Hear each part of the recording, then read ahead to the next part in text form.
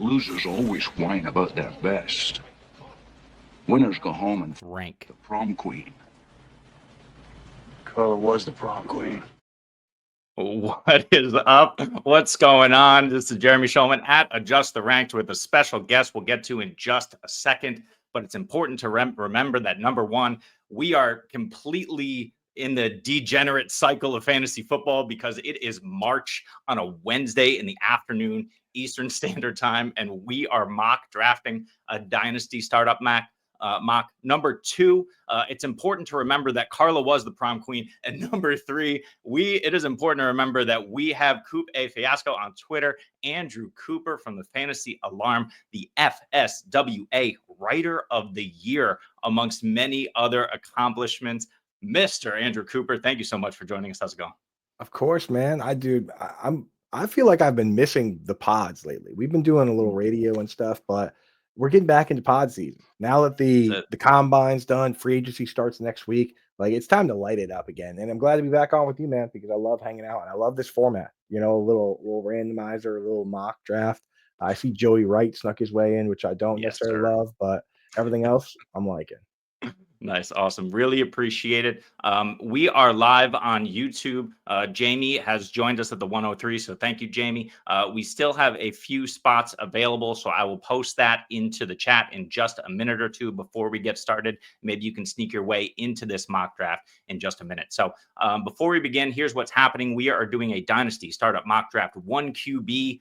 Because we have Andrew on the program, it will be a tight end premium, full PPR, and make sure that we get all of those tight ends. But as you teased a little bit, we will have a wrinkle, and that wrinkle is we are going to randomize our builds for this Dynasty startup mock. We're going 12 team, 10 rounds here with the 1 QB. So we're going to get into that in just a minute to make sure that we, I guess, struggle our way through this Dynasty mock. But before we do, just a quick bit of advertisement.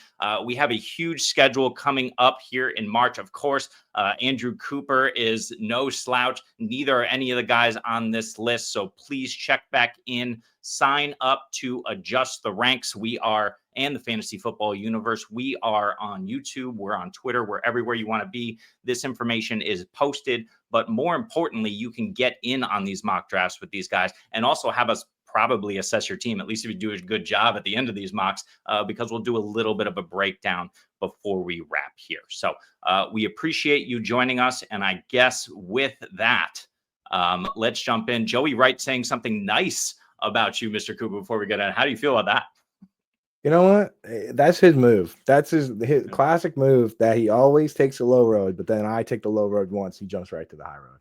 Attaboy, Joey. We did have a good year, man. We did have a good year. Because I've been nominated in the past 3 times, lost all of them. JJ Zacharias has pretty much won every award I've ever been nominated for. This year, though, we did win. We won. I won Football Writer of the Year. I won Football Article of the Year, and then we won Fantasy Alarm 1 Radio Show of the Year. So big year for Fantasy Alarm. Hopefully 2025 can live up. Awesome, man. Congratulations.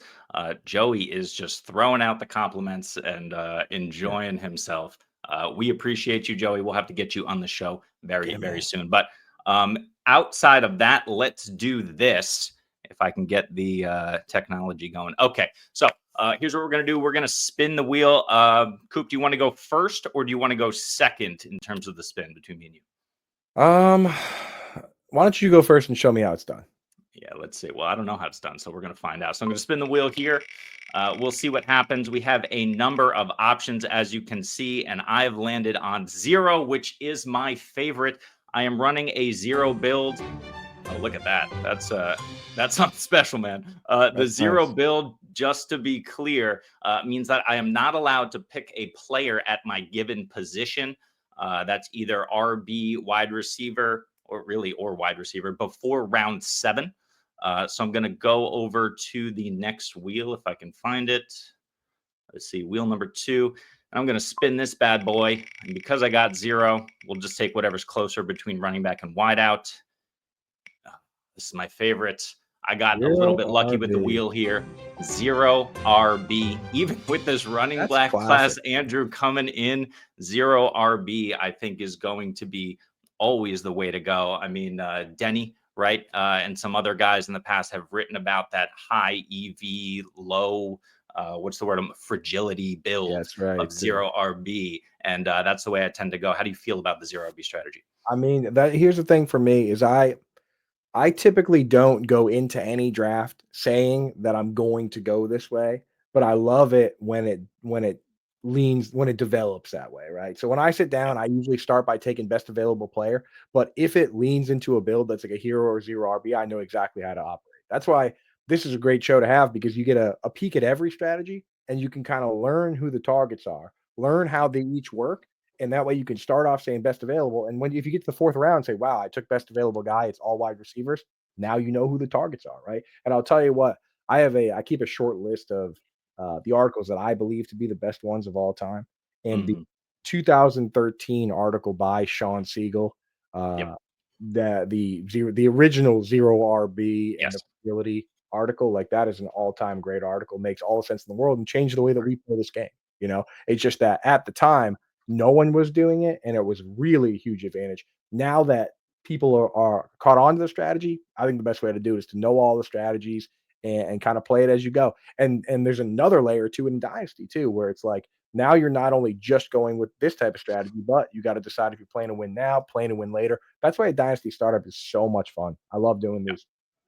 Totally agree. Totally agree. And yeah, that article for me was a game changer. I found it through Denny's work. But yeah, absolutely just the way to go, even today with all these great RBs coming into the league.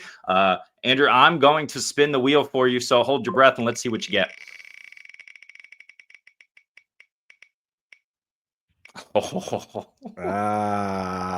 Very nice. Okay. Very nice. Good work. Okay, so I like to play to win now. The question is, do I want to go robust bully tight, or I'm hoping that I get tight end. I know that Yeah. uh yeah, you know what I'll do? I'll do my choice and I'll just do play to win now. That's what I'm gonna Okay. do. I'm gonna play to win now, and then that way I can talk my way through my strategy. And you know what? We could still end up doing a robust or a zero type build, depending on how the Yeah. draft goes. Yeah, absolutely. But just so everybody knows that we're fully prepared here at ATR, this is Coop's wheel right here, just in case I'm there I'm was any I doubt. really hope that it lands on like one of those tiny little slivers. All That was right. so close. Tight end That was is so close. Surprise, surprise. So you don't have to do the tight end. It's totally your choice here. But let's make sure let's do it. that as we go through, we're just talking about the different builds that we do. So let me figure out how the heck to. This is really my Achilles heel, man, is trying to figure out how to switch from one presentation thing to the next. Nobody knows, bro. Nobody. I've been doing this a long time. No, I had no idea, man. Screw it up every time. Uh, Not to mention, right now, I'm having trouble getting into the mock draft because Sleeper oh, is trying to text a code to my phone for some reason, which mm, my phone is in the other room. So I'll be right back. You're gonna have to yep. filibuster for a second here, brother. I got you. I got you. So once again, we are doing a one quarterback tight end premium full PPR dynasty mock draft. Startup, of course. As you can see, we have a lot of these spots populated. As we go through, we're going to make sure that we take out any sort of ADP that seems suspect here. Because we're still working, unfortunately, in March. We're working with that ADP from last season. So obviously that's a big problem right now, but it's also a big advantage to you if you are doing your startups here in March, especially with the way that rookies are shaking out pre-NFL draft. We just had the combine, free agency, as Coop mentioned, is about to pop off here. We're already seeing offensive linemen go to the Bears en masse. So whoever ends up the running back over there is going to be interesting. Caleb Williams is a massive value, I think, right now as well. So there's really, really interesting values to be had because the ADP is so far off. But I think we're about to jump into it here. Coop, any last words for yourself? No, I'm ready. I'm in. I pick number 4, and I think that for this strategy, that's going to be a great spot to be picking from. Let's rock. I love it. I'll I tell love you, it. So here's how I operate in virtually every dynasty draft: is I go in, and for the first round or two, and I think everyone should be doing exactly this, which yeah, is you're going to have players that are both young and good. You yep, need to exhaust that group of players agree. before you decide what to do. So in this particular case, just for the sake of like an example, we decided in advance what our strategy is. What I typically do is go into a blank slate and I say, okay, I'm going to just pick young and good players for the first however long they last. And then I'll look around at what everyone else is doing, right? So we got Joey Wright, Jeremy, a bunch of people hanging in the draft here. Whatever they do, I will pivot off that. And I'll Yep. also look for partners, right? So I'm win now. If I see there's somebody out here taking a bunch of rookies, I'll immediately, and I love doing slow drafts for this reason versus the fast. I'll immediately start reaching out to those people and, "Hey, I see what you're doing. I like Yep. what you're doing. Yep. I'm doing the opposite. So let's That's you right. and me figure out how do we work together here? How do we, it's not collusion for me to say, hey, you're playing to win later. I'm playing to win now. Why don't I trade you my picks later for your picks in this draft? Right. Yeah. So if anybody out there, Joey Wright, Jeremy over at Reddit, if you guys think you're going to be going after the young guns, I'm right here. I love it. And that's really what you got to do. You got to pivot where you can and make sure that you're just playing the board. I think the fantasy footballers say it best when they say, the old Bruce Lee be water, right? In the draft, you want to make sure that you're able to pivot. I know that I'm saying here that I'm going in with a 0 RB build, and that mindset is okay. But if throughout the draft it really doesn't work for you and the board falls a different way and running back becomes a value later on, you got to take those guys. So don't be afraid to switch up strategies as you go in, but having a mindset going in, I don't think is necessarily a problem. Bingo. So here's what I'm going to do here is that because it's Dynasty and because I have the luxury of playing to win now, I'm going to take the best young player available that I think is going to last the longest. A lot of times in win now, you might force a running back, but I'm not going to do that. I'm going to take a guy that I think is locked in here and has many years left of being a high level asset. Like you can win now. Like you don't have to go out and take Christian McCaffrey like Team Six did to win now. It Right. certainly helps, but again, we don't even know what he's going to look like when he comes back. He obviously came back from the Achilles and then he hurt his knee. You know what I mean? So, and Yeah. again, we know he's going to take part in some offseason activities. But to me, I've already moved a guy like that. And I know he's incredible. I know he can win leagues, but I've already moved a guy like that into the next tier of guys where I only want to take him once I have to make a decision between winning now or playing for later. Right. Yeah. Yeah. I totally agree. And I don't think he's a first round dynasty startup pick anymore. So I am going to remove him probably after we get through the first round, just because he's probably in the second or third or Oh, even that's an auto draft pick. yeah. Yeah. We got a few Oh, here where they're egregious. I think we'll remove them. But we'll give him, probably a wide receiver, whoever's left there, and we'll just call it a wrap. But yeah, that's the issue that we face, right? We see what came off the board here. We got Jamar Chase, Lamb, Jefferson, Amon-Ra, Neighbors, Puka. Those guys are great. Other than a BTJ, I think we're roughly kind of in lockstep with that ADP. Maybe AJ Brown, Drake London, maybe they find their way into the first round. Then you have all of these great running backs at the top of the board, and Brock Bowers. I think that's absolutely good. great pick. But really need to kind of be very careful here in the first round to make sure that you are, taking the guys that are going to help your team. And I think we also have a situation where we are not necessarily drafting a one QB squad. So just a reminder to the group here. What are you thinking about the first round? Let's say Saquon goes in the first. We have all those running backs, all those wide receivers, Coop, Brock Bowers. How are you feeling about how it shook out? Yeah, I think honestly, again, Josh Allen, like a pick like that. The problem that I have with Josh Allen, in Superflex, it's a different story. But you also have to remember that it's very rare for guys to continue running the ball as a quarterback at a high level after the age of 30. In fact, this year, Josh Allen became only the third quarterback to run the ball 100 times as a quarterback over the age of 28. Right? It's been Cam Newton, it's been Michael Vick, and it's been him. And he had Yep. 104 carries, and it was a year where there were 17 games. So even he knows that he's going to have to develop more to a pocket passer. So if you look at the trajectory of guys like Russell Wilson, who used to run a ton, kind of dialed it back a bit, like that's probably where guys like that are going to have to go. These guys are potentially built different, as the kids like to say. So Lamar Jackson and Josh Allen could have more seasons doing this, but at a certain point, you have to adjust. And he said it himself.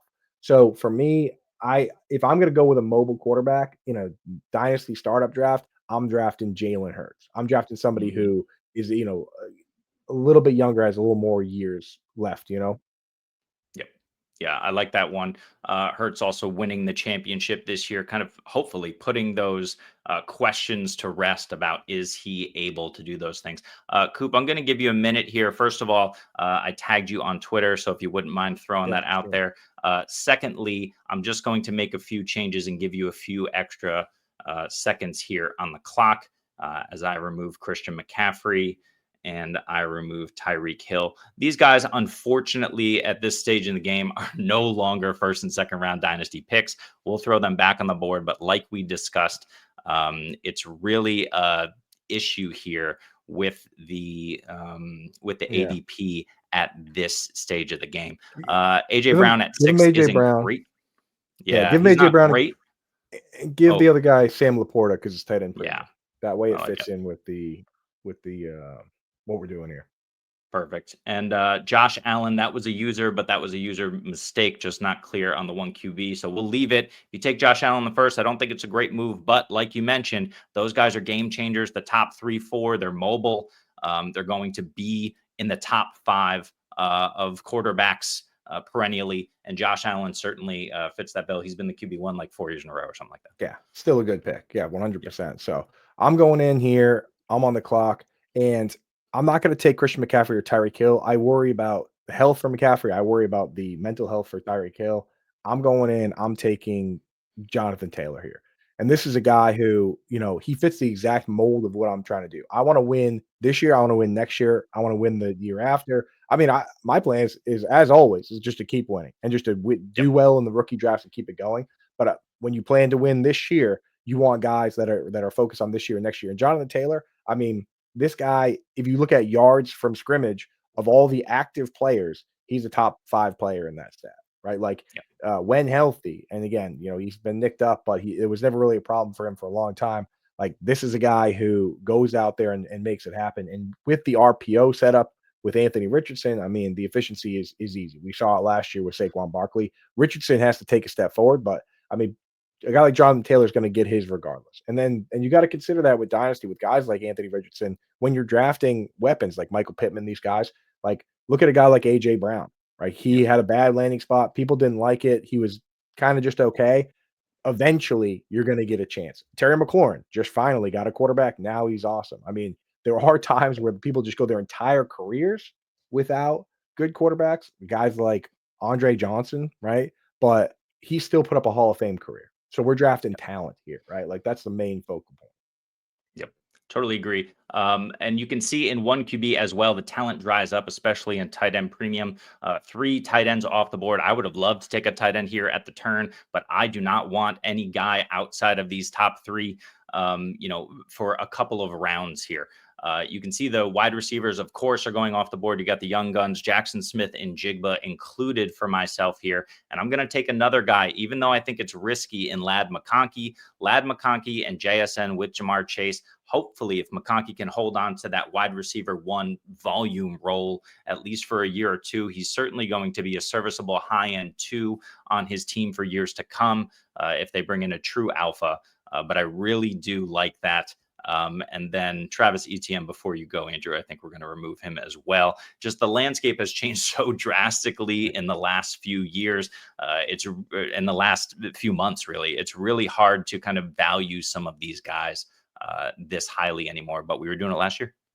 Yeah, exactly. And the thing is, right, especially with the coach change and what happened last year with this exact coach, Liam Yeah. Cohen, where Bucky Irving surpassed Rashad White. It's like the farther away you get from the regime that drafts a player. And Yeah. again, he's had the benefit of being best friends with Trevor Lawrence, but that the farther away you get from that group, the fewer loyalties you have, right? Oh, yeah. So, Agree. who are you How thinking for this about one? Kyron? We'll just stick with wide receiver or Kenneth Walker. Go with go with whoever. I'm taking whichever the other of those guys that you don't Let's take. do Do Walker Kyron. Give him here. Kyron. No, no, no. I Oh, want too Walker. late. Oh, yeah, yeah. Give him Kyron. Done. Yeah. Which makes sense. I mean, Kyron, I don't know, but Well, Kyron, the what thing is, we both players are awesome. Both players are yeah, awesome. So Kyron Williams, what you love about Kyron is that no running. Sean McVay is the only guy willing to do the old school. This is our running back. He gets all the snaps, right? Like he played 85% of the snaps on average last year. The next highest, it was 87 actually. The next highest back was Bijan at what, 75, right? Yep. And if I take Kyron Williams in Dynasty, I'm making it a priority to circle back and get Blake Corum. Because in those situations, it's to me, it's not that Blake Corum didn't carve out a role. It's that they like the way they do things, and he has a role, and he would take over that whole role if something were to happen. And miraculously, Kyron Williams playing the crazy snap share, 1,000 snaps, literally 1,000 snaps. Nothing happened to him, and then he didn't play week 18. And what happens? Blake Corum breaks his arm. So there you go. And in the world of increased RB timeshares in backfields, there aren't many true workhorses out there. Kyron Williams is a true workhorse, even if Corum's load increases, like you said this season. Kyron's out there a ton, and he stayed pretty healthy last season, which is really the concern. Matthew Stafford a year older, Cooper Kupp out the door. So they're going to have to continue to rely on the running game here in Los Angeles. And we know that Sean McVay running back role, as you mentioned, that Todd Gurley volume will be there for Kyron this year. Yeah, it doesn't get any better, man. And that's why it didn't matter. I could have taken Kyron. I could have taken Kenneth Walker. The reason I like Kenneth Walker here, and I'll just go ahead and take him, is that this new scheme coming in with Clint Kubiak, it utilizes a fullback. Right. He came over from the 49ers, right? The 49ers, the Dolphins, the Texans, very briefly, like these teams like using a fullback with 2 wide receivers and a two-way tight end, right? And as you see in the chat, if you want to put Jamie's comment up there, he said, did you see Seattle release Tyler Lockett? Yeah, and Metcalf officially requested a trade. Well, the moment they brought in Clint Kubiak, and Clint Kubiak told everyone he's going to bring in a fullback, which he did. He said, I'm bringing a fullback in. That vaporizes the wide receiver 3. It creates a huge problem. Like if you look at a team like the Dolphins and their pass catchers, the leading pass catchers on that team were Tyreek Hill, Jalen Waddle, Devon Achane, Jonnu Smith, and number 5 in terms of target was like Julian Hill. They just don't use the wide receiver 3. They use a fullback instead. Same with the 49ers, which is why it's such a huge decision coming up between Juwan Jennings and Ricky Parasol now that Debo's been traded. But with this offense, with what Clint Kubiak wants to do, he wants to run the ball. Alvin Kamara was on pace to have his first 1,000-yard season ever at his age, right? Like Kenneth Walker in this offense with the fullback, and he brought over the offensive line coach. Like I think he's going to be incredible. I'm not worried about Charbonnet at all. Again, it's a situation where I'll potentially draft both of them. Yeah, totally agree with you. And Tyler Lockett, I mean, you just have to release him. He's not the guy he was. We'll have to see what they do in the draft and free agency. But if they really do move on for DK Metcalf, I'm even happier about my JSN pick at 212. And then, it's Geno wheels up. I think always he's a supreme value these days, especially in super flex leagues. We're not going to see him here, but in 1QB, but certainly in super flex leagues, I think Geno has a great mid to high end quarterback 2 situation, but they're going to have to fortify that line. They're going to have to get another weapon if DK bounces. So it's a lot to ask for. Just a couple of quick notes here of what's going on in the draft. Talking about Allen at the 201 or the 112 is where he went. Feeling good about it. Agree. And that's what we talked about. So that's our guy, Mike from Dynasty Dogs, who has just, as of about a month ago, joined the fantasy football universe. So we appreciate Mike and his takes. Jamie, I'm happy to snipe you. Jamie is in the comments all the time on our channel. I need to get over to his channel. But Jamie, we always appreciate you, and I'm happy to snipe you where Jamie rules, dude. Let's take a look at the 3rd round here. So after Ladd and Kyron, as we discussed, Achane, Walker, Tet, Tyreek, which might be a little bit early, but not so bad if he turns it around. Then we got Bucky. ETN can kick rocks in the 3rd round. I think probably 4th or 5th round these days, maybe even later. He's off my board. And then you got Cook, absolutely. Devonta, Josh Jacobs, T. Higgins. We'll see where he ends up. Of course, he is tagged to the Bengals. Is he a tag and trade? We'll find out. But I think it's more than likely he stays there. And they're talking about a long-term deal, which, Coop, I love for T. Higgins. I love for Joe Burrow. I love for fantasy, because that means there's no chance they have to sign any sort of impact defensive players. And it's just air it out for years in Cincy. Sam Hubbard retired today as well. It's Joseph Asai and nobody else in that defense. Whoever the middle linebacker is as well. Logan, someone. Anyway. That's all I got. And again, like that team now, and the thing with that lane spot, so everyone always wants the tight end to that spot. When if T. Higgins is there, you don't want your rookie tight end to be drafted there. You want your guy to have a shot to be a top 2 target on the team. When you go through and look at, like, take wide receiver, like put all wide receivers and tight ends into one bucket, right? Which I did this offseason just to check on it. You put all those guys into one bucket, and you take the guy that was the third target on his own team. So the guy that got the third most targets, the highest scorer in PPR was Rashad Bateman. Mm-hmm. And we're talking the wide receiver 40 in that format, right? Like, the vast majority of difference-making players are either lead their team in targets or are second. And it's incredibly rare to have 3 guys all on the same team get 100-plus targets. Depending where you look this year, Pro Football Focus had nobody getting them. I think if you look at Pro Football Reference, the Bears, Rome Odunze snuck in there. And again, Pro Football Focus rules out like obvious throwaways. So if you go and watch Rome Odunze's highlight reel, he did not get 100 catchable targets, not even close. Highlight reel. He caught 91.5% of his targets that were catchable per player profiler. Yeah. But his overall catch rate was 53% because it was just a bunch of last minute junk that was thrown up his way, things that were completely uncatchable. So when you look at a site like Pro Football Focus, there really were only 2 guys maximum on the team getting those kind of targets. So the Bengals are no longer a premier landing spot for a tight end. I would say for the rookie tight ends, the number 1 spot right now, barring any major change, would be the Chargers, right? Because you got Ladd McConkey, who, as of this moment, who's the second best pass catcher on that football team, you think, Jeremy? Exactly. That's all. That's literally smart. That's what I'm saying. That's all you got to say. Josh Palmer's a free agent, bro. So they got like nobody. Yeah, it's like it's not QJ. That's for sure. Right. So if you take that situation, and then you take Greg Roman, who orchestrated a top 5 all-time season for Mark Andrews at the tight end position, and you put somebody like Colston Loveland or Tyler Warren in that spot, boy, that is a beautiful thing. Yeah. I hear you. We're going to allow this quarterback run to go. I removed Mahomes from the 4-5 and he goes to the 4-7. It is what it is. Mahomes is my QB 6 or 7 because I can't really push him down any further. He has the opportunity to bounce back, so we'll see it. But as you alluded to earlier, you got to take these guys like Jalen Hurts ahead of him. Joe Burrow, I think, goes ahead of Patrick Mahomes at this stage for all the reasons we just discussed. You know what? Maybe I will, before your pick, kind of remove him and just throw Burrow in there.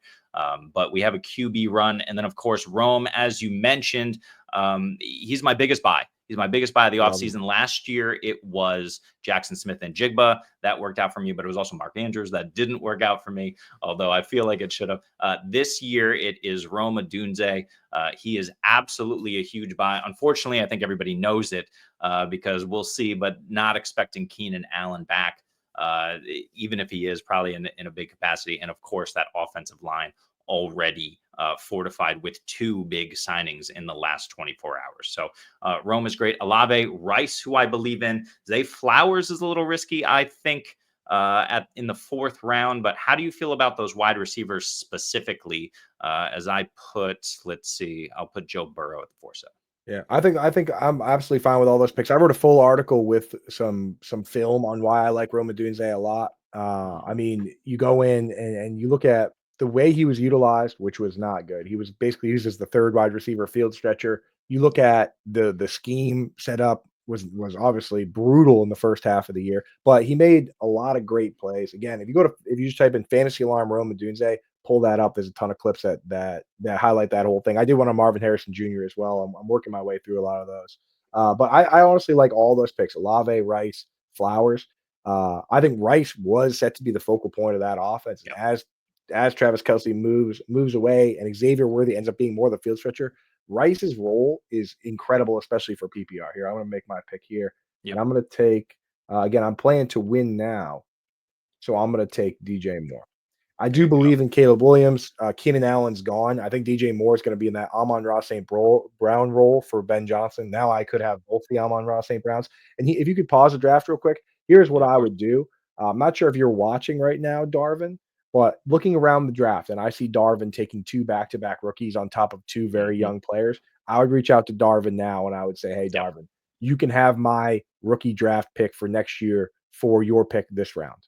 And if you go to like a site like Keep Trade Cut, that's where you see those going in the 5th, 6th, 7th round, right? I've last year I traded my pick for a 4th. So if you're out there, I'm not sure if we could even do this in this draft, but this is where I would make that move. This is where I would say, okay, Yeah, I I'm like playing it. to win now. You've loaded up on young players. You can have my rookie pick, and if your team comes in last this year, you'll have the first pick, and you'll have whatever pick I have, and who knows? It's dynasty fantasy football. You could have the first 2 picks in the draft next year if my team face plants. So, it's like that's the kind of move I would do right now. Yep. No, I love that. And that's kind of the way you need to think. And the idea of just kind of being as fluid as you can in these drafts. If things do not fall your way, you need to make sure to pivot. And you also need to be attentive, like you're saying, to who's doing what. I would say, hold up, Andrew, don't trade Darvin your picks. Trade them to me and we'll work it out.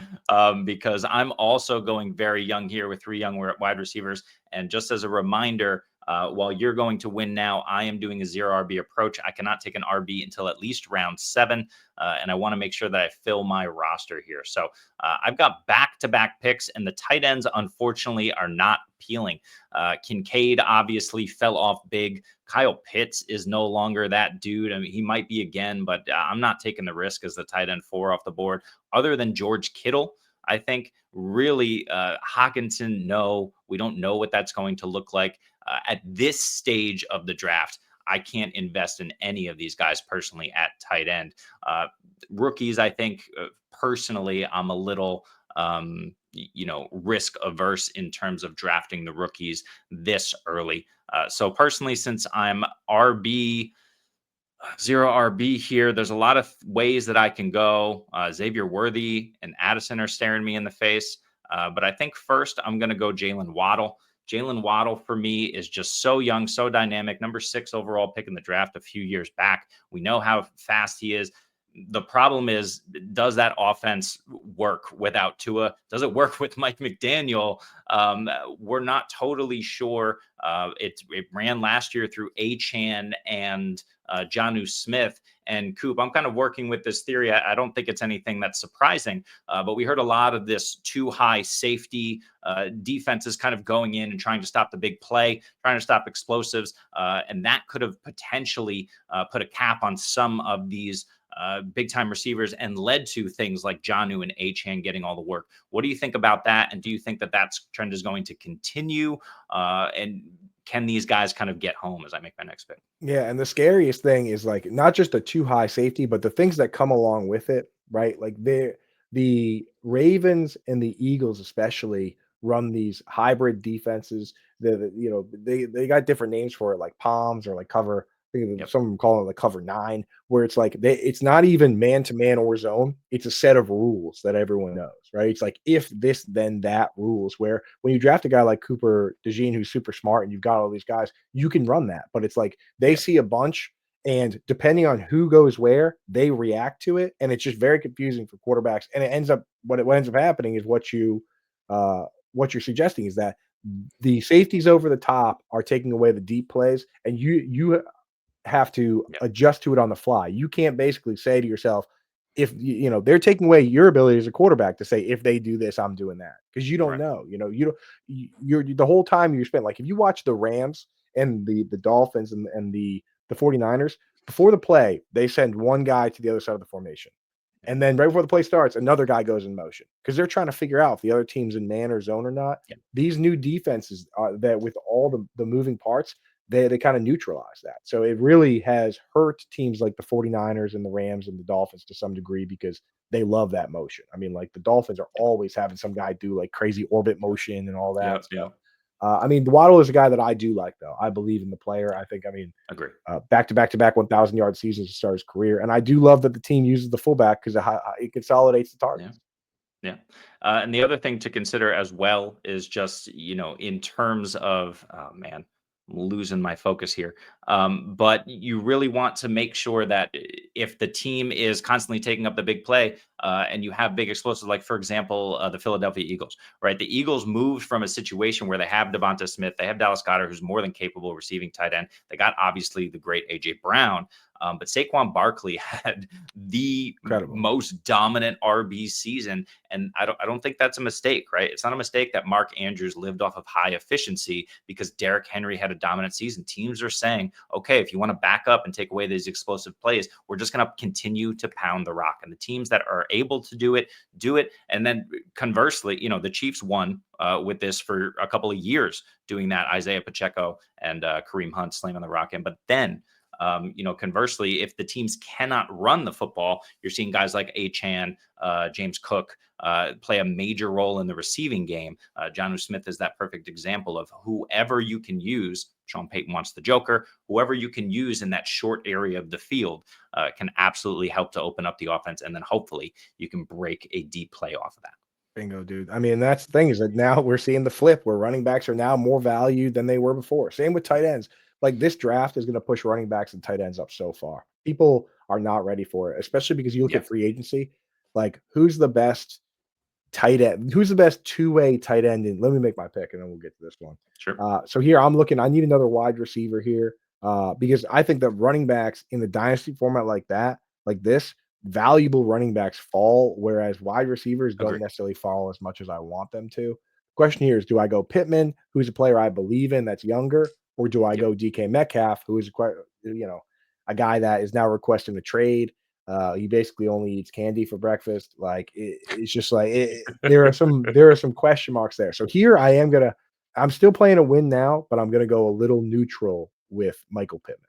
Love it. There are definitely guys like Devontae Adams that command targets, Stephon Diggs, but you got them coming off injuries. And again, they got to update this because there's no chance Tank Dell's going where he's ranked in these rankings, right? Like no one's taking. He might not even play this year, so they definitely got to get these sorted over here. Yeah, it is early. I mean, it's March. Yeah, we're the degenerates who are here in March doing the draft, but we got 169 people watching us anyway, and at least we know we're in good company. Just a couple of quick things. First of all, our guy Jamie, just make sure if you are available at 9:30 Eastern at Fantasy Six Pack, you can check out his brand new podcast tonight. So make sure you do that. We love Jamie in these streets. Also throwing us with the news. I don't know if Kirk was released, but that has been speculated for a week or two now, certainly since the combine. So something to keep in mind. In terms of the picks that have been going on, Joey almost took Rice over Cook. He probably should have made it back around, but hey, you got James Cook. So I don't really have an issue with that. I keep sniping Jamie. That's old news, Jamie. We know we have similar values. Too bad, my friend. But yeah, this is a good question, right? With the way that we're building rosters and because I am going, zero RB, I got one of my guys sitting on the bench, but this is actually how I prefer to run zero RB really quickly. Is that, I'd like a high end QB or tight end, but those guys kind of went off the board. I need to make sure that I have one extra wide receiver personally who's sitting on my bench who I can rotate through in case of injury, in case of other things. And then the QB and tight end come through so that once I finally get to running back and take those pot shots, certainly that is the way that I like to build. But that's kind of goes back to that anti-fragile mindset where, these running backs turn over anyway. Did we know Bucky was going to be as dominant? No. Did we know that Chase Brown was going to immediately take over as Zach Moss get hurt? No. These things happen at the running back position all the time. Yeah. And again, I was between taking a guy like Pittman or taking George Kittle there. I know Joey, great pick there. Had I traded with Darvin, that's probably what I'd done. Because I think George Kittle, like he's a unicorn player, and you have to I didn't take Brandon Ayuk because he's going to miss time. We don't know how much time he's going to miss, and I can't afford to lose my first couple games waiting for a player like that.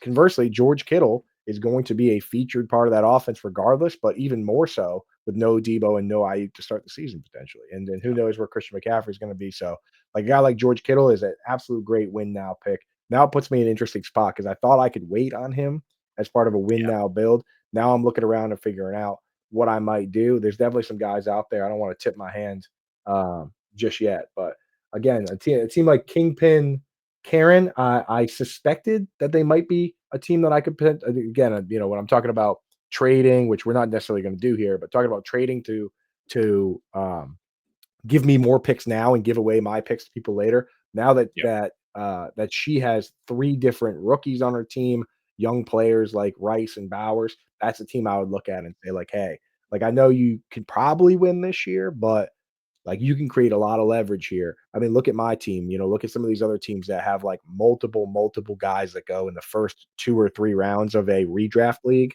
Like once it gets to the point where you look at it and say, "Hey, I don't think I'm going to win," you really should create leverage that way. Yep.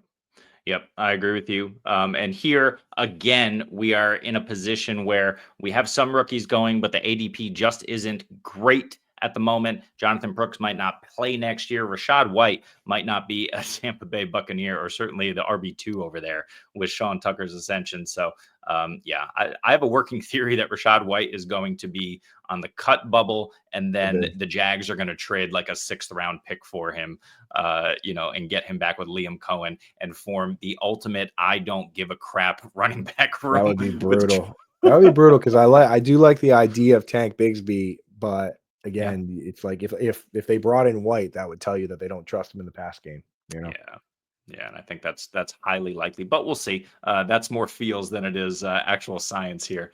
There's a But if lot. I you, mean, the thing is, a lot of the stuff that people were talking about, like feeling wise, or there were rumors about, it's coming to Mhm, fruition. I mean, like yep, the team. I think the thing about it is that agents they have to get their information out there one way or another, and they realize that you can leak that. Oh, my guy's not happy. My guy is looking for a change, and get that out there, right? Like, and another one that I've seen a lot of that I think is entirely possible. Uh, is the possibility that a guy like Kyle Pitts gets traded before yeah, the season starts here because they need money. They're in the hole. He could be traded with $10 million off the books. And again, they want a two-way tight end for that offense with Zach Robinson, right? So that's why Charlie Warner ended up playing snaps. Why Durham Smythe ended up playing snaps over a guy like Mike Gesicki. So you look at it and it's highly it's not only highly it makes sense, but it's like it would make sense for the player, it makes sense for the team, it makes sense for everybody. So I'm kinda rooting for that. yep. I hear you. Sorry, give me a You gotta second change here. anything here? Yeah, I'm gonna change. Kelsey needs to go. Rashad White needs to go. Tal, just tell us in the chat who you'd prefer instead. I'll replace Kelsey with Mark Andrews. People are really down on Mark Andrews. How are you feeling about him? The potential that he might be traded. Talk about guys who have been rumored to be traded here. What are we thinking about Mark Andrews and his absolute terrible final game of the season, and the fact that he had to live off of all of that efficiency? Throughout the course of the year. Maybe he was hurt early in the season due to a car accident, due to recovery. But you got Isaiah Likely waiting in the wings. I mean, Mark Andrews just Right. seems like it's a little risky. Yeah, the problem, like, and again, he drops that pass, everybody's upset with him. The problem you run into with getting rid of Mark Andrews is that you have to change the whole scheme now, right? Because they Yeah, use so many 2 tight end sets. Like, it wasn't like Isaiah Likely wasn't playing. Isaiah Likely was playing a ton, right? These guys are both playing 50, 60, 70% of the snaps most games. So, if you do go in and get rid of Mark Andrews, do you elevate Charlie Kohler and play 2 yeah, tight end sets with him? Or do you go out and get a wide receiver 3 and now you got to change the whole scheme up to the right. point, and again, this was a scheme that back at Georgia, it was like Darnell Washington and Brock Bowers. Like that was the whole idea is a multi tight end scheme. It's like, do you use so much Patrick Ricard, so much fullback that it doesn't matter? Because right now, I mean, after Zay Flowers and Rashad Bateman, they don't really have a guy that's ready to be an every down player Right. even the way like a Demarcus Robinson was in with the Rams. Maybe they go and get Yeah. Demarcus Robinson, who's been with the Get him Raiders back. before, but it's like you have to change what you're doing, right? So if you're going to let go of Mark Andrews, you better have a plan. Yep. And to my point on that, the two-way tight ends, and I can make my pick real quick so we keep this puppy Sure. going. The two-way tight ends available in free agency are who? Like who are the best players that can block and catch passes? Tyler They're Conklin, gone. They're off the Austin board. Hooper, Oh, in right? free agency. Yeah, yeah, Free agency, like yeah, yeah, Conklin, Austin Hooper. yeah. Like because again, the pass catching guys are like Mike Gesicki, Juwan Johnson. Like, who is the best free agent tight end? It's a terrible grouping of options out there. That's why I think in the NFL draft, don't be surprised when tight ends get drafted fairly quickly, and don't be surprised if with the Christian Kirk move, don't be surprised if Evan Ingram's also on the trade block potentially. Yeah. Yeah. Because I think It's that's a pretty, guy that either is going to fit in the scheme playing slot, which is going to be mhm, great, or they're going to want a two-way tight end like they had with right. Cade Otton, and he's going to be out. Yeah.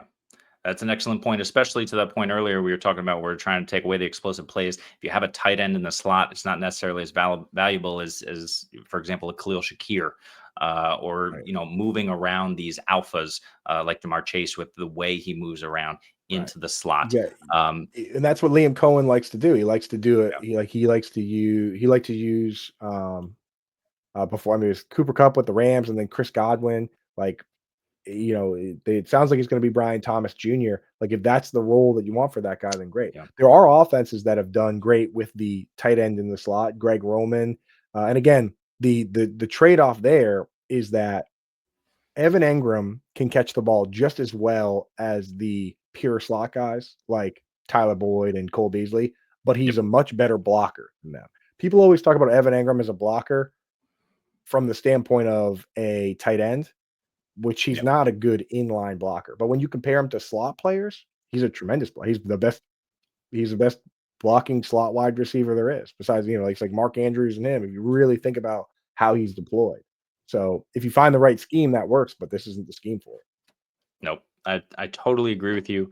And it's just going to be a situation. And because of that tight end issue, that's why I took Colston Loveland here. I think between him and Tyler Warren, those are guys you have to go up and get a little bit earlier in your dynasty startups, because these guys are going to be able to play both ways, most likely, because we're expecting both of them to be in the first round at this point of the NFL draft. I really think those guys, they're like tight end 7 and 8 on my list, and they might have to jump up if Evan Ingram finds himself in a strange spot.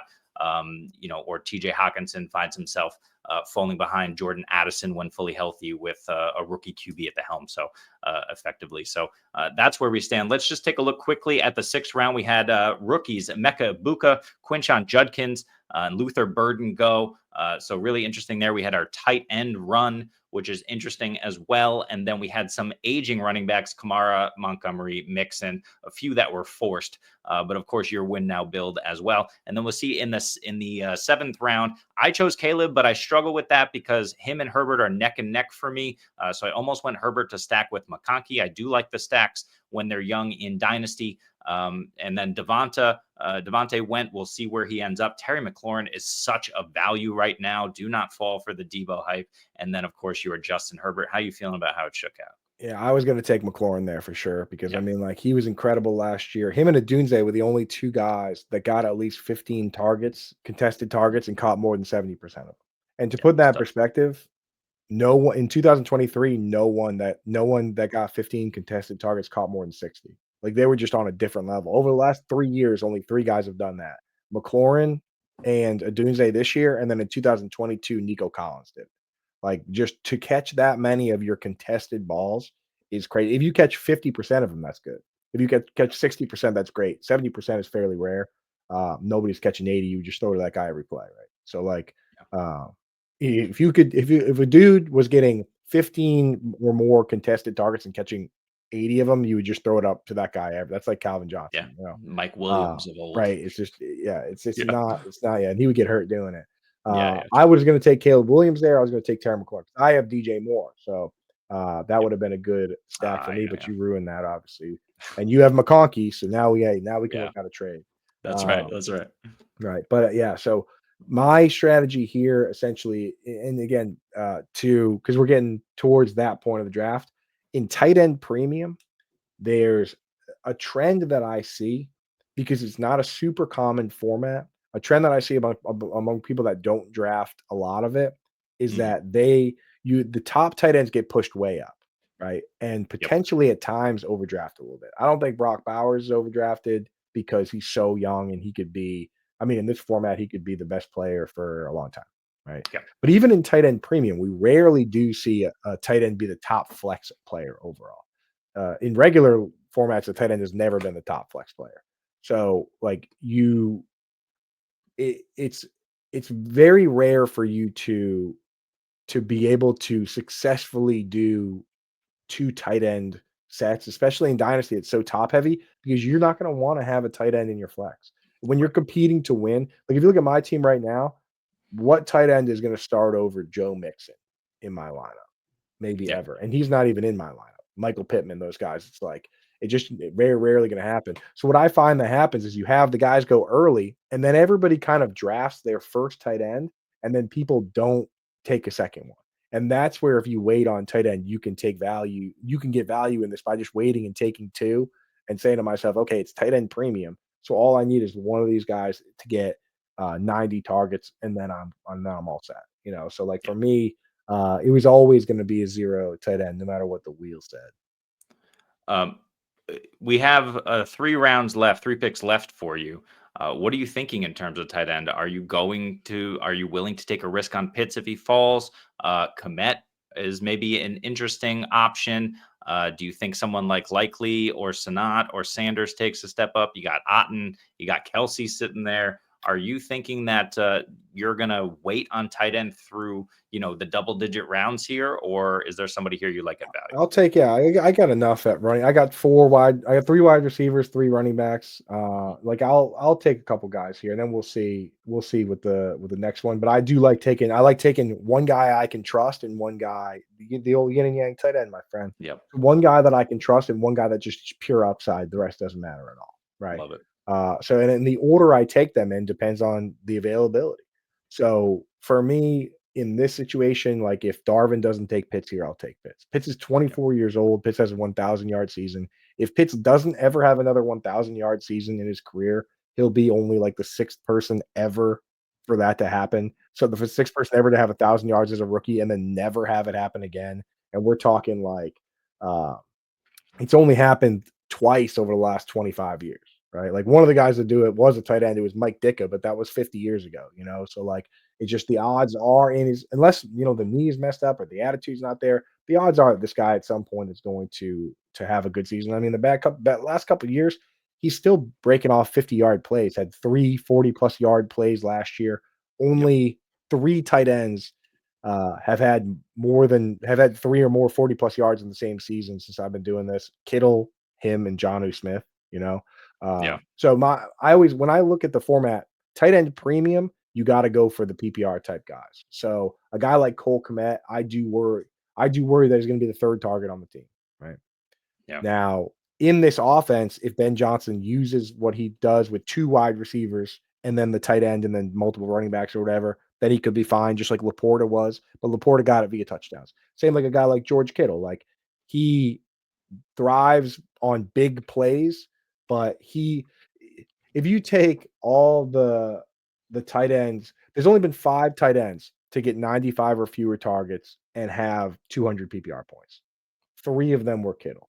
One of them was Vernon Davis. Like they got to be freaks. The other one was Julius Thomas, the year that Peyton Manning threw 55 touchdown passes. Yeah. So like you need the targets, you know what I mean? And 200 PPR points is kind of the bar for a difference making player, So like I need the targets. I think so. Now I just took my risky tight end.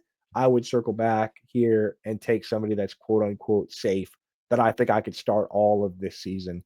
Even if Pitts gets stuck where he is now and they don't use him properly and he has to wait until he's off your option, then he's my guy of the future. So now I have no problem taking a Kelsey or an Ingram or whoever. So yeah. And that's kind of what you have to do as well, right? If you're waiting this long and you're taking that risk, even Loveland, some of these rookies are risks. And Njoku, as Jeremy's first tight end here, a risk. Kincaid, team 11, that's being auto-drafted, but also a risk. Yeah, you do need to follow that up with somebody who's reasonable at tight ends, especially in the premium. We saw Jonnu Smith come out of nowhere last year. We saw Cade Otton be relevant last year for a stretch before he got injured. Ferguson is a decent option in an offense that's going to be devoid of pass catching weapons yet again, most likely. We'll see. So we'll see what Jerry says. That's the thing. The thing though about Ferguson and again, I'm not a big Ferguson fan in general because he's not super athletic, but you're right that he's in a position where they don't have the money to go get somebody. Right. Who's really out there if they do? And one of the greatest ways to create leverage is betting on or against rookies, right? Yeah. So if you're, Jake Ferguson, right? If you whoever the Cowboys draft that wide receiver, everyone's gonna be excited because he can be the wide Yes. receiver on the two immediately. And then you bet and you want to bet on that player, but you also want to sneaky keep in the back of your mind the possibility that that guy is going to be N'Keal Harry or that guy is going to be, Corey Davis or somebody, you know what I mean? And like, what if that guy just does nothing? What if Jalen Polk, right? Like, Yeah. what if he just shows up, he's not ready? Then who gets the targets? Right. And the de facto guy would be Ferg Dog. So it's like, it's kind of how it goes there. That's how you place your bets. You don't want to bet against Jamar Chase and T Higgins, right? Because you Yeah. already know those are known commodities. Bet against CD Lamb, and you're not going to bet against CD Lamb, but I'll bet against a rookie any day. Yeah. So good ways to create leverage on both sides, right? And if it's like for you, especially with your team, you have Colston Loveland, you take Jake Ferguson, who cares? It's like you're not necessarily Right. playing to win. If you were playing to win and you took Colston Loveland, then you should really consider taking the safest possible guy. But there's not a whole lot of those guys left. I guess Dallas Right. Goedert would be the definition, right? Of like safe but boring. Never finished higher Yep. than tight end 7. Gets hurt every year, but who cares in Dynasty because it's top heavy format. Like Yep. that's just the way that I play those positions. And I play quarterback a lot of times the same way. Like if I'm going to start my draft with 7 position players, I can afford to take my safe quarterback, which is Herbert. And then now, like I would circle back and say, okay, how do I put my team in a position to steamroll everybody? And Yeah. that's by getting lucky on a upside pick quarterback, which there's a couple of them here. If they're there, I'm going to take another one. Yeah.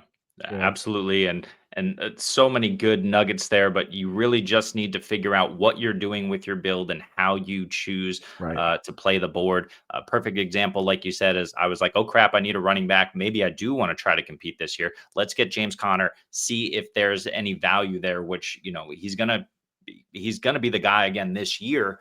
Let's hope he stays healthy. If my team's out of it, maybe I can trade him mid-season. But then I can't go back to back with Connor and another risky running back like Brian Robinson, who I was considering there. So, Right. I could have went rookie running back. I decided go rookie wide receiver because there aren't too many great ones. And Matthew Golden absolutely showed out at the combine, in addition to showing out on tape as an actual wide receiver. I'm banking on him being Xavier Worthy plus. We'll see where he lands if he can actually do that. That's the hype name. That's the name right now, Yeah. right? Matthew Golden, Yeah. that's the big hype play. So Yeah. I love that one. And again, it's like it's so much fun to do these and to then pop in and do another mock from the other side and see how it Yep. goes. But for me, it's like you go back and look at this draft, and I'm sure we'll give it a quick review. Yep. But like you go back and look at the first 2 rounds there. So here we go. So now I'm sitting here and I can go Anthony Richardson, I can go Kyler Murray. And if this was a 2 quarterback league, I would go Kyler Murray Yep. because I need to start them both. Because I don't need to start this other player and I don't care about the floor at all, I'll select Anthony Richardson and just say, okay, here's an absolute freak athlete. Who knows what's going to happen? But I'm starting Justin Herbert week 1 no matter what, right? Yep. Like I'm good. I'm safe at quarterback. Anthony Richardson doesn't have to play for me. He only plays for me if he becomes something special, you know? So that's the kind of way I operate with those guys for sure. And again, Yep. in single QB, there's so many guys like you can, if we were doing 20 rounds, you grab like Bryce Young who's also still exciting. It's like you can find guys to fill in for bye weeks, but I'm playing a win now. So I need to make sure I get my wide receivers and running backs first, which I did. And then hopefully create leverage at the quarterback and tight end position by hitting there. And I also in my back pocket, as always, have the opportunity to take my picks and turn them into Christian McCaffrey or turn them into a player. So if somebody gets hurt, I keep pushing forward now. 100%. And that's the whole game here. The draft is just one piece of the puzzle. We always need to make sure that we're looking for value. We're trying to figure out appropriate builds, but as things happen in the offseason, during the season, with your own squads, with injuries, with other squads in the league that you thought were juggernauts, you always have to try and pivot and take advantage where you can. As long as you're not in like 20 something dynasty leagues like I am, in like 10 redraft leagues, which gets crazy. If you're a normal person with just a couple of leagues, make sure that you're kind of scouring that wire and checking out what's going on with the other teammates. And like you said, Coop, just say, hey, listen, I'm not in it this year. It looks like you're going for the championship. What will you give me for James Conner, who's on a run of a couple of 100-yard games and has been killing it? And that was the article that won the FSWA article of the year, was called 3 Books for the Dynasty Trader. And it was exactly that. It was exactly about, the first book is How to Win Friends and Influence People by Dale Carnegie. And it literally goes into, look, you don't have to be the enemy of this person, right? You can be friends with them. You can talk to them like they're an adult. You don't have to be like, your team sucks, trade me your players, right? Like, you can say, hey, I see what you're doing. I'm doing the opposite. Let's help each other out. I'll win now, you'll win later. That's how this is supposed to work. That's what the Rams and the Lions did. That's what teams do all the time, right? So like, that's how you go in and set yourself up. So I love that concept. Yeah, absolutely. And, let's make sure that when you are on the clock, it is one piece of the puzzle, but it's an important piece of the puzzle. So make sure that you're building appropriately with a build in mind, but then keeping, tabs on how's this going to shake out for me down the road, and what can I do to improve my team at every single stage. So we finished the draft here. Let's just get into a few of the chats. Number one, we have Max Crosby, who's the man, but he's on defense, so we don't really care about Max Crosby, but, and he's also a Raider, so we don't really care about him. Quick question for you from Jamie Coop. He's on the clock in a best ball 13th round. Ford, yuck. Corum, yuck. Right, yuck. Who's your favorite of this group? Yeah, again, that depends on what I have already. If I'm pretty loaded at running back, then I don't necessarily need Ford. If I was doing a 0 RB, then I go Ford, because you're going to need production right away. The upside plays are Corum and Wright, right? So it's like, it really boils down to what kind of build you have already. If you are loaded at the top at running back, let's say you win like 3 running backs early, I would go Corum, because if something happens to Kyron Williams, he's the only guy that's going to like really take your team to another level. Wright is going to be he's going to be playing a decent amount now that Raheem Mostert's been released, right? It's going to be Wright and Devon Achane, so he's pretty solid. Ford, the problem with Ford is that the numbers don't really match up to the film, and they don't really match up to the splits. Like, people look at it like, wow, 5 yards of carry. But like, this guy on 2nd and 10 or longer was averaging like 11 yards of carry, right? And there was just a lot of like junk.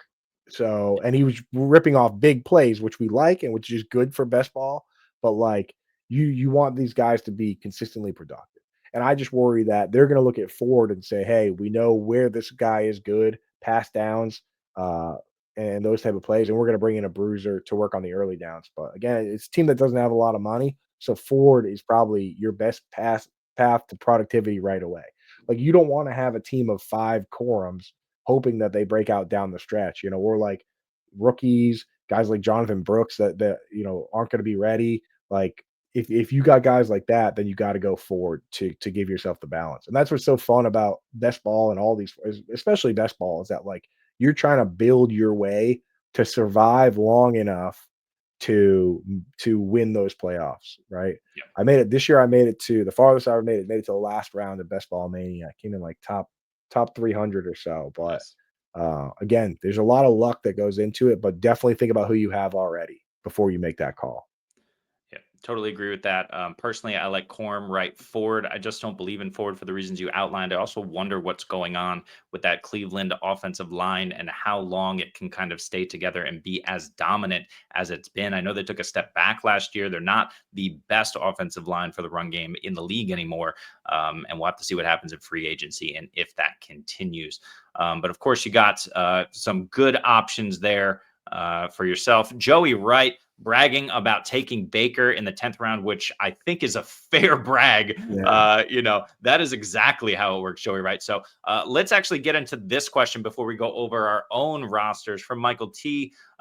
Tickles your fancy. I don't know if any fancies are being tickled, Mike, but certainly there's some rosters we they're like. being tickled, Mike. They're being tickled for sure. I do like Mike's raw. I wouldn't have taken Josh Allen. That's the one pick I didn't like his. Every other pick I Agreed. loved. Barkley or Dunze. I love the Metcalf move. Chuba Hubbard. I mean, like he's Yeah. going to be starting. They're going to have to bring somebody in behind him while they wait for Jonathan Taylor. But there's no reason to invest a ton more at that spot. So he's kind of locked in. Godwin's a player that I've always loved. I do also like Joey's team. Unfortunately, Tyrone Tracy's a guy that I like a lot. I think Tyrone Tracy, I've seen flashes from him that we saw from guys like Kamara, Eckler, really good contact balance. I like your team. Uh, I like Kingpin Karen's team with Bowers Mhm. and Likely. I mean, a lot of people did a good job here. Darvin, I mean, like the thing is when you have the couple auto drafters in there taking Yeah. terrible teams. Auto drafter 11's team actually isn't that bad, but like a couple No, of the I auto agree. draft teams I don't I love. was looking. But I yeah, was looking at that one. they helped us out. Yeah. Um, And yeah, uh, and I'm big game James. Like I mean, like I needed Jalen Hurts there, so I'm a little mad at him. That would have been really good for my team to get Jalen Hurts, but it's a really good team, man. And it's like Luther Burden, Terry McLaurin, Trey Harris. It's like yeah. he kind of went hero wide receiver. He kind of like waited on wide receiver, but still got incredible wide receivers. Yeah. And So that's what, again, that goes back to talking about, how you can play the draft and where you can find the advantages in the game. Achan as the hero build with Warren at the end, who, look, he could become the guy. I think I'm a little shell shocked from, Tony Pollard just having the one season where he became the guy and then fell off. And then I'm trying to think of situations, but they don't typically work out where the satellite, 1B back all of a sudden takes over and then becomes this massive talent. I'm a little concerned about Jalen Warren in that regard.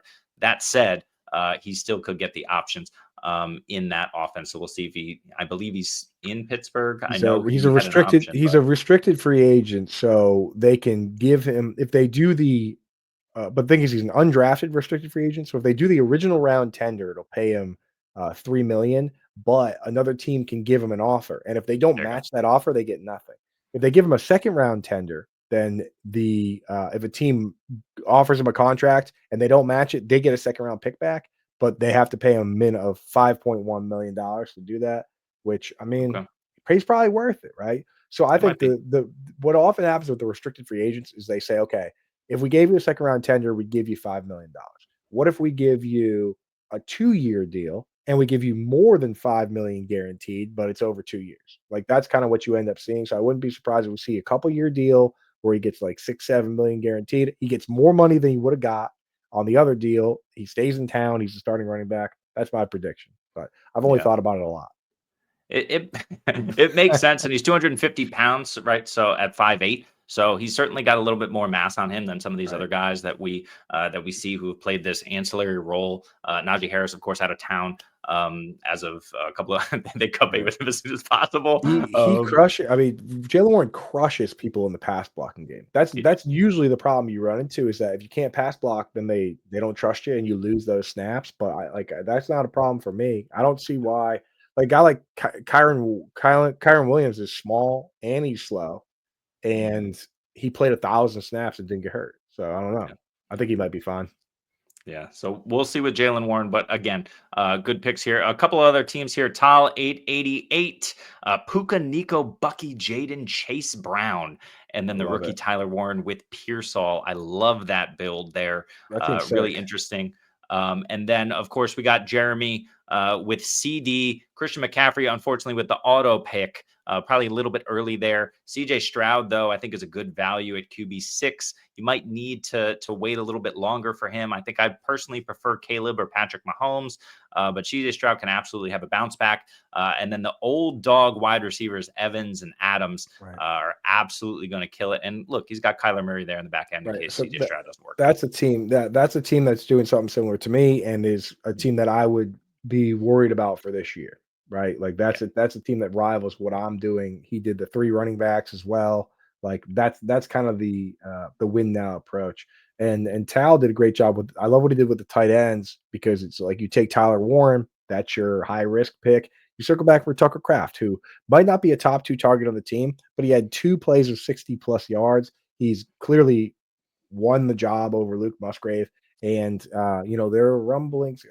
Christian Watson, I mean, Christian Watson's dad came out and said, like, he's not going to be ready to play next year. Like, Yeah. not potentially not at all. Like, there's a Christian Watson's dad. I don't know why he decided it was his duty to announce this, but he basically said that there's a concern he might not play the entire year.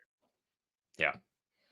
Yeah, it's crazy. So. And is he even going to be ready? Right. Like for the full off season program the following year. Right. Is That's this what I something mean. that gets debilitating? Right. Could Like, be a problem. Yeah. I mean, we've seen it. The thing is that the thing you want to look out for is nerve damage. That's, you hear a guy like Marquise Lee, it's just like he never came back to play at a high level, dude, because it just, it's sad, but like that can happen sometimes. And you got to worry about that with guys like Tank Dell, guys like, anybody that suffers as like multiple ligament tears, the really bad ones, you never know. Yeah. So fingers crossed. Very true. Very true. Yeah. And Tank Dell, another one. You just hope these guys can come back from these brutal injuries. We'll have to see. We're running a little bit over. I'm just going to quickly run through these comments. We'll talk about our teams and then we'll get out of here. Let's see a few things. Joey Wright says Kingpin Karen is forcing his hand, had a really good draft. Michael T says, that's me. That's why I asked the question, because he crushed it. Good job, Mike. Well done. And then Jamie, the top 5 players at each position with the first 4 picks. I think that was with Bowers, Genty, Devonta Rice. Who are we talking about? With top 5 players at each position with the first 4 picks. I mean, so it was Jamie wasn't Kingpin Karen. Jamie was Big Game James. So that's Justin Jefferson, Trey McBride, Devon H. I mean, not necessarily wrong. Not necessarily wrong. It's and I mean, that team definitely, especially for tight end premium, looking good. You just need those wide receivers to hit, but you get one rookie wide receiver that hits, now you're looking good. Also, Courtland Sutton looked really good the year before last with the contested catches and the crazy plays. It just wasn't good targets. And this year with a good quarterback, I mean, he looked really good. So that's a good Courtland Sutton. Yeah, super good value for him. All right, so let's just talk about our teams before we get out of here. Andrew, what are you thinking about your squad and your win now build? Are you built to win now? Do you think you could take it home? And what would you have done differently, maybe? Yeah, I mean, there were definitely some moves I could have made at tight end or quarterback. I mean, the auto pick guy getting assigned Mark Andrews there definitely made it easier for me to do what I was doing. But I basically just looked at it and said, okay, taking young guys that are going to be good for a couple of years in my first few picks. Amon-Ra St. Brown, Jonathan Taylor, Kenneth Walker, DJ Moore. Those guys are all at the age apex. If I really wanted to push it, I could have taken Terry McLaurin, but we were running out of like starting running backs. And again, I don't think Alvin Kamara would have been auto picked where he was. That would have been a guy that I probably would have had a real shot at in a real draft. Agree. But like, that like I had to take Mixon there because I was running out of true starting running backs, right? So like I looked at it and said, okay, you know what? I got my running backs, wide receivers are all guys that could finish as RB1s or wide receiver ones. And then now I just double tap, piece together quarterback. And knowing that I'm highly willing to trade my future picks, I can do that because now right from the rip, I know all the teams that I don't think are going to win now. And even if they think they're going to, when the season starts and they go 0-4, it becomes a lot easy for me to sneak in and grab the one older player that they did take or that they did add off waivers, right? Like you, for instance, like if your team starts at 0-5, you're going to be much more willing to give me James Conner, right? Like, and that's the thing is if you're playing well, then you're fine. But that's one guy that I circle in this draft and say, okay, James Conner is a guy that I could pry away from him, right? I look at Jeremy's team. He's not going to trade me anybody because he's playing to win now, right? So I start looking around and saying, okay, who can I potentially pry away? Look at Kingpin Karen's team and say, okay, Jerry Jeudy. If they're not winning right away, I think I can go in and get Jerry Jeudy from him. Like that's the kind of stuff that I start doing now and plan ahead and say, okay, if things go bad, even for Joey's team, like I think he would be willing to trade me George Kittle. That's like the one guy that's 30 years old on his team. So you start saying, okay, where are my parachutes if I need them? And there's plenty out here. Yep. Totally agree with that. You have to absolutely take care of that. And at the same time, personally, for my build with James Conner in the 8th round, and because I'm lacking running backs, I'm not necessarily going rookie running back, hammering that in 11, 12, 13, 14 round. I'm looking for those vets who are still available. You mentioned the fact that you'll be looking at vets. Ramondre Stevenson, I don't like him, but it's I, possible I depending don't who see they why. draft. The thing is, I don't see why they signed him to an extension. We know who Antonio Gibson is. Like, if this team can turn things around, we've seen teams turn things around really quick. You look at Todd Gurley with his first year with the Rams, he got like 250 carries, I think it was, and ran for like 800 yards. The very next year, they grabbed Andrew Whitworth. They upgraded a few spots, and then he got literally the same number of carries, and he was the RB1 in fantasy just because everything around him got bigger and better. And there's, it doesn't always happen like that, but they went from winning 4 games to winning 12. So the Patriots might not go from 3 to winning 12, but if they're better, Ramondre Stevenson is going to be a really good player. Agree. I mean, Najee Harris, you got the volume king, Aaron Jones, who continues to do it and doesn't have the tread on his tires as a typical, 30-year-old back normally would. Tajay Spears could come into his own. Zach Moss could be healthy, although probably won't be in Cincinnati. But you have options here of guys that you can take later. J.K. Dobbins is still on the board. I mean, that ADP is crazy. I think he's going to end up somewhere. He looked good enough last year, albeit in a great running system. I think he looked good enough last year to, if he lands somewhere like the Chiefs, decide to take a chance on him because of Pacheco's concerns, or he goes to the Saints or something like that. It could be a very interesting situation for J.K. Dobbins, especially in these double-digit rounds. And then I think, with my team, 0 RB, we forced it a little bit, but I'm happy with it. I stayed young. I was able to kind of put it together. Should I have taken Herbert instead of Caleb Williams? Maybe. But Caleb Williams has that potential to ascend further than the QB8 where I had him before the Ben Johnson move. Although I do have Herbert QB7 at the moment. And then Golden Harvey, had to take a couple rookies at the end. Some of my favorites, especially RJ Harvey, absolute stud, not necessarily on the greatest team where you can assess his value, but he had some great games against some really good defenses. I take him over Scatterbo. I am really considering putting him above Devin Neal. That's kind of something that I'm weighing at the moment, but I'm not all the way through all of my rookie running backs. But guys like Caleb Johnson, Ollie Gordon didn't necessarily have the best combine. It's a piece of the puzzle. It's not everything, but you have to weigh all of these things and take your risk where you can. Yeah, you got it, man. And I love that process of like, like the combine is important, right? Like, everyone tries to tell you that the combine's not important, the draft isn't important, this isn't important, that isn't important. Dude, it's all important. Like, there's no reason. It's so funny where it's like we talk about science and we talk about how we do things. There's no reason to exclude data points. I feel like the people that are telling you certain things aren't important at all, that you can completely ignore the draft. Those people have an agenda to push, whether they have some sort of model or they're film grinders or whatever they have, whatever's going on that's causing that.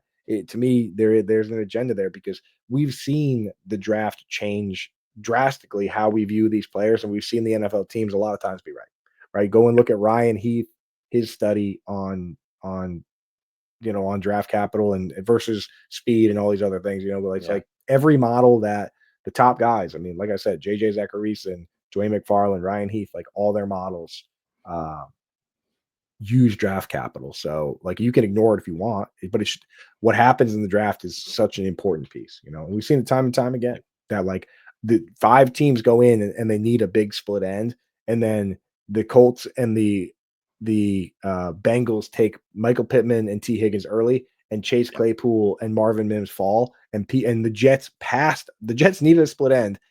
After those guys went, they passed on Marvin Mims, and then later took him. And people still tried to say, "No, I will rank Marvin Mims over Michael Pittman. I'll rank him over T. Higgins." They're just ignoring what teams with needs are doing on the day that it's time to pick the players. Right? Like, you just can't do that.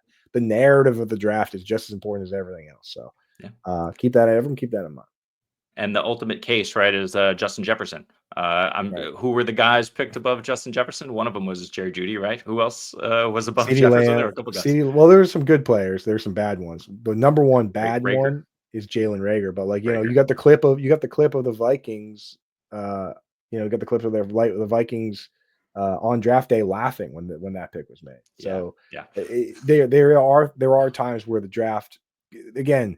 The thing about the draft is that all it takes is one team to make a really egregious mistake, and it doesn't actually represent how the scouts view everything, right? It's like if 31 teams didn't like Jalen Reagor, but the Eagles take him, then that, we don't get that full representation. And again, that's why it's only one piece of the puzzle, right? Yeah. But if it's like if guys are getting picked in, at 4 overall or 5 or 6 or 7 or 8 overall, like the hit rates are just better. The hit rates are better all the way down. Like that's just math for every position. Yeah. So And we don't know, these guys who were picked later too. And Amon-Ra St. Brown, who had, I don't know if he has the tattoo, but he definitely can rattle off the names of everybody picked above him. The Tom Brady's, who just come into the league and just make up their mind to be the hardest worker. We don't necessarily know the mentality and makeup of all of these guys. We have to see it sometimes. Exactly. And it's like, and with those guys, like even factoring them into the formula, the hit rate is still 5%, right? It's like the odds of you correctly identifying that player versus being the person that reaches for Hakeem Butler or Kelvin Harmon or Quincy Enunwa. Quincy Enunwa was the best 5th round wide receiver for a long time before like Tyreek Hill and a couple of these guys, Puka Nacua. So yes, you draft those guys, but don't draft them. Don't get ahead of your skis and think that because you drafted one of them once, you'll get them all. It's a difficult game. So just keep that in mind, everybody. 100%. Really appreciate you coming on, Andrew. Let's do a couple of things before we sign off for here. Let's see. Joey Wright. There's Joey Wright telling you he's not giving you anything. So just be careful trying to trade with Joey. Jamie, we appreciate you. And we appreciate all of you for tuning into us. We are Adjust the Ranks. We are in a lot of different areas. We're on YouTube. We are part of the Fantasy Football Universe Network. So we're over there. We're on Twitter. We're on TikTok, on both channels, and we're trying to grow them. So we had Coop today. We have a bunch of amazing guests lined up for March. We got a couple guys also April, June, July throughout the offseason, and we're going to be mock drafting a ton. Why do we do it? Because we love doing it. I mean, if I wasn't doing this on a podcast, I'd be doing it in my free time while I'm laying in bed at midnight, just mock drafting with people. So you just have to kind of work the muscle and make sure that you can, understand values. And that's what we're going to be trying to do here for you on Adjust the Ranks, is do that for you. Andrew, where can people find you? I know plenty of people who tuned in know that already, but the FSWA Writer of the Year probably has very few people in dark corners who don't know who he is. But throw it out there. Where are you? What can you do for the people? Yeah, so Fantasy Alarm is where all my stuff lives, all my articles, all my videos on the Fantasy Alarm YouTube, and then I'm on channel SiriusXM, usually on channel 87 on Thursdays and Fridays, 6 to 8 p.m. That I'm always going to be on for those. During the season, we're on Sunday morning. This week, Howard's out, so I'm filling in all week for him. So I was on yesterday, I'm on tonight, but Thursdays and Fridays, channel 87, 6 to 8 p.m. Or you just download the SiriusXM app. You can listen to our show whenever you want. We have a blast on there. It's a lot of fun. So, but yeah, most of my stuff at Fantasy Alarm, and follow me on Twitter at Coop A Fiasco. Perfect. And we're going to put all that in the description so you can rewatch this over to Adjust the Ranks on the channel. And Coop, again, we appreciate you joining us. Joey, we appreciate you joining us. So for Andrew, I am Jeremy. We are Adjust the Ranks. And if I can find the button, which I always fail to find in the first attempt, we'll see you next time. Have a good one. Adjust the Ranks is most obliged to your patronage. Should you wish to imbibe future content via your auditory and/or ocular cavities, do offer your clicks of approval and subscription.